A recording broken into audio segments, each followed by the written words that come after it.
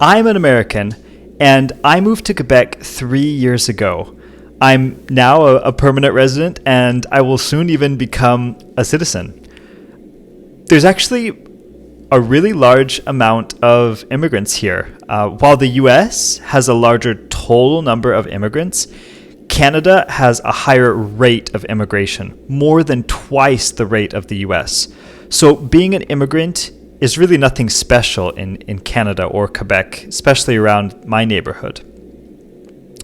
People move to Quebec for a variety of reasons. There's a lot of students here. Many people move here for work or to find better lives for themselves, to be closer to family.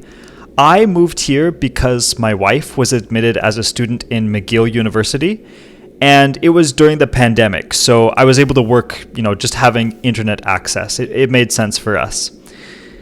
At first, I was really excited to be here, I think moving is, especially if it's one of the first times you've moved, it seems like such an adventure, and it sounded very fun to me.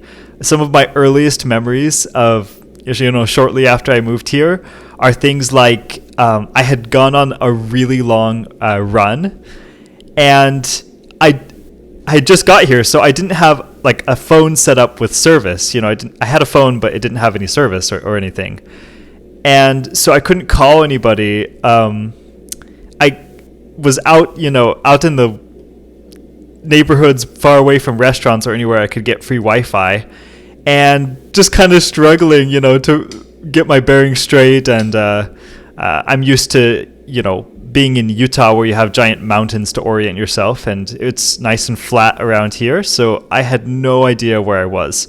And I remember specifically, seeing some people on the side of the street and asking them, for help. And the response they gave me, they responded in French. They were just like, we don't speak English. Sorry, we don't want to. They probably did speak English, but I mean, it probably didn't seem very appealing to talk to a sweaty, gross American boy who's apparently lost. With time, the reality, though, is that moving has been really tough on me, emotionally and socially. I think I can speak for most in saying that moving at any age is rough, but moving as an adult feels especially detrimental, particularly if you don't have an in-person job or a university or some other thing that takes the majority of your time to attend or to do in your new home. Because it's just a struggle to form a new social, a new network socially, to get to know new friends, to really dig your roots in. Here in Quebec, too, there's also, for me, there was a little bit of a language issue. Quand j'ai emménagé ici, je ne parlais pas beaucoup le français. Et même si je me considère maintenant parfaitement capable d'avoir une conversation et de communiquer en français, j'ai toujours l'impression d'être jugé, même ostracisé pour mon accent. Parfois, je me sens même tout simplement rejeté pour être une Américaine. J'admettrai ouvertement et humblement que mon français n'est pas parfait, et je ne serai probablement jamais une personne qui est capable de parler parfaitement le français. J'ai appris le français tard dans ma vie, comme ça j'ai un accent très fort, mais je ne pense pas qu'il est un bon sentiment, qu'il est juste que les gens fassent des choses comme parler anglais dans un groupe de personnes, parler anglais juste avec moi, puis passer à la français pour parler avec tout le monde. Comme je vous comprends, je parle français. Ce qui est encore pire, c'est que parfois les gens juste ne me parlent tout simplement pas. Ouais. Ce que je vous invite, c'est juste, s'il vous plaît, parlez-vous avec moi. La raison pour laquelle que les immigrants anglophones ont du mal à apprendre le français au Québec est bien que les Québécois passent à l'anglais lorsque vous nous parlez. I don't want to be too negative, though. It certainly hasn't all been bad, and there have been many Quebecois people who have treated me so well and who I would now consider to be like my best friends. But I did want to make that point. Quebec culture does fall a little bit on the colder side, or at least it seems that way to me, since the only other countries I've lived in besides the United States have been Colombia and Ecuador, two of, some of the warmest countries in the world. I also don't drink, which has been a tiny setback, as it is it's a popular social activity to meet up with friends to have a drink. So there's that as well. My advice to you, if you've recently moved and are struggling, or if you're preparing to move, would be to do the following 4 things. First, try to find some sort of sport or activity or game or club, something that you can sign up for, officially sign up for, that you can do with locals. For me, for instance, I eventually joined a soccer team, kind of just like a local city team with other young men, and that really helped.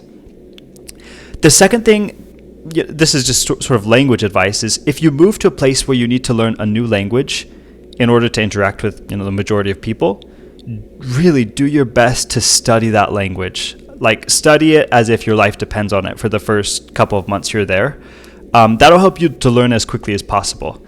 Because there likely will be a couple of amazing friends that you may meet who simply cannot speak English, or whatever your maternal language may be.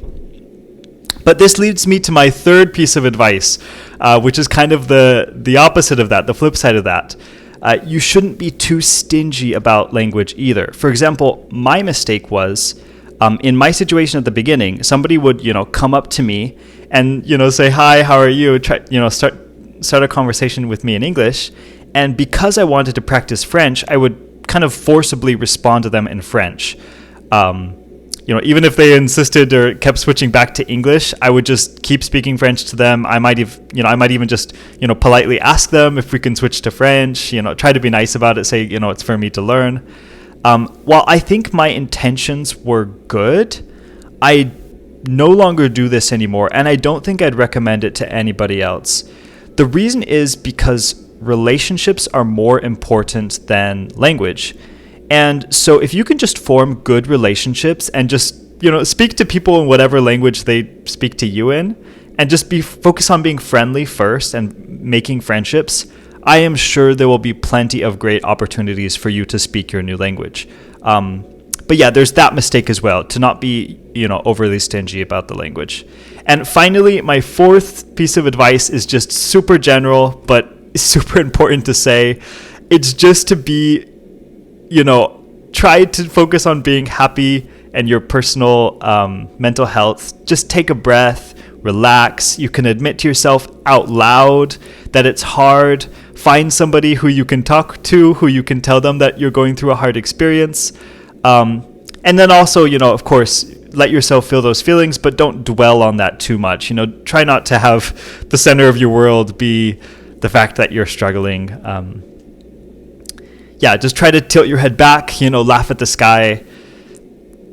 It sounds cliche, it sounds cheesy, but it really does work. It really, really does work. If you just smile at everyone it'll make you feel much, much better. Moving is such an adventure, and I'm still getting used to Quebec every day.